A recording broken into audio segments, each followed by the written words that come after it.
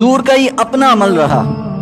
हजरत मौला अली करमल्लाहु वजहुल करीम हजरत अली ये हदीस पाक बयान करते हैं, फरमाते हैं मैंने खुद हुजूर को देखा कि 10 साल मदनी दौर में मदीना मुनव्वरा सरकार कितने साल रहे? 10 साल। और 10 साल हुजूर पुरनो सल्लल्लाहु अलैहि वसल्लम ने हर साल कुर्बानी की।